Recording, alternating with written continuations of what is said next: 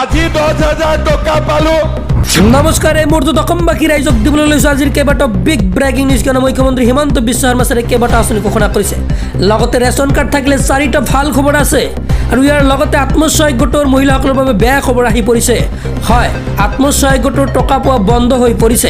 কোনসকলৰ বন্ধ হ'ব মই সবিশেষ জনাই আছোঁ। মুখ্যমন্ত্ৰীৰ মন্তব্য শুনাবলৈ যত্ন কৰিছোঁ। প্ৰথমত মন্তব্য শুনি লওক। 17 ছেপ্টেম্বৰৰ পৰা অৰুণোদয় পালো। অক্টোবৰ মাহত ছোৱালী নিযুত মইনা পাব আৰু আমি গেছ কিনিবৰ কাৰণে 250 টকা সাবসিডি পালো আৰু 1 নৱেম্বৰৰ পৰা চাউলৰ লগতে দালি, নিমখ আৰু চেনিও আমি কম দামত পালো।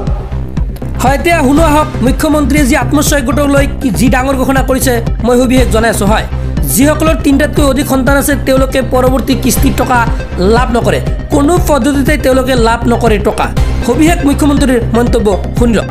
এতিয়া সকলো মহিলাই ভাবি আছে যে আমাক নিশ্চয় মামাই 25,000 টকা দিব। মই 25,000 টকা দিম, কিন্তু বাচ্চা 3টাৰ পৰা 4টা হ'ব নোৱাৰিব। যদি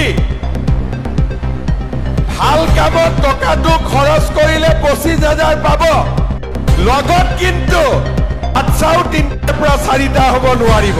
হ'বনে নাই? মই ঠিক কৈছো নে নাই?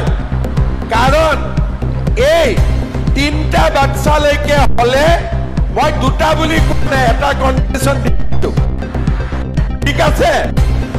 যিহেতু 3টা বাচ্চা হলে আমি বাচ্চাক পঢ়াব পাৰিম আৰু নিজেও ব্যৱসায় কৰিব পাৰিম। কিন্তু ঘৰত যদি 4টা, 5টা, 6টা, 7টা, 8টা বাচ্চা হৈ যায়, বাচ্চাক চাওঁতেতো সময় যাব, হয়নে নহয়? সেইকাৰণে আমি এই মহিলা উদ্যমিতা আঁচনিত 10,000, 25,000, 50,000 টকা দিম। কিন্তু 3টাতকৈ বাচ্চা বাঢ়িব নালাগে। ঠিক কথা কৈছো নে নাই? আৰু 2 বাচ্চা 4টা আছে, বুদ্ধি কৰি ফৰ্মত 3টা বুলি লিখি মই মাতা নাই। কিয়? এইটো 10,000 টকাটো মই দিছো কাৰণ দিম বুলি কৈছিলো, কিন্তু পিছত 25,000ত আকৌ বাঢ়াই লৈ নাযাব, হ'ব? গতিকে এই আঁচনিখন আপোনালোকে ভাল কৰি বুজি পাব যে প্ৰথমতে 10,000, পৰৱৰ্তীত 25,000, পৰৱৰ্তীত 50,000 লাখপতি আমি হ'ব লাগিব।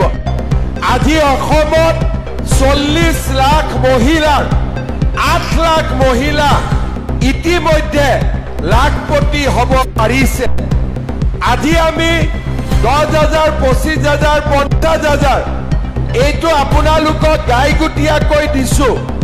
গ্ৰুপৰ পৰাও ৰিভলভিং ফাণ্ড আৰু বেংকৰ পৰাও আপোনালোকে লোন পাব। বহুতে লোন লৈছে আৰু লোন লৈ আমাৰ মাসকলে, বাইদেউসকলে লোনো সময়ত ঘূৰাই দিছে। সেইকাৰণে সকলোৱে অসমৰ আত্মসহায়ক গোটৰ এই যি ব্যৱস্থা তাক সকলোৱে শলাগিছে যে তোমাৰ ব্যৱসায়টো মুখ্যমন্ত্ৰীয়ে দিব কৈছে, কোনো আপত্তি নাই। খালি 10,000 টকাটো ভাল কামত ব্যৱহাৰ হ'ব লাগে। আমি ষ্টেজত ভিঅ'সকলৰ হাতত মাতি আনি চেকৰ বহীখিনি দি দিম। ভিঅ'সকলে ইয়াত আমাৰ গ্ৰুপৰ সভাপতিসকল বহি আছে, সভাপতিসকলক লগে লগে চেকখিনি দি দিব আৰু সভাপতিয়ে আজিয়ে এতিয়াই আপোনালোকৰ হাতত চেকখন দি দিব, ঠিক আছে? প্ৰথমতে ভিঅ'ক দিম, ভিঅ'ই গ্ৰুপত দিব আৰু গ্ৰুপে আপোনালোকক দিব। এই ফিল্ডতে চেক নোলোৱাকৈ কিন্তু কোনেও ঘৰত নাযাব, নহ'লে হাজবেণ্ডে জোকাব আকৌ, হয়নে নহয়? বোলে চেক আনিব গৈছিলি, চেক ক'ত? গতিকে ইয়াতে আপোনালোকে ধৈৰ্যৰে বহি থাকিব।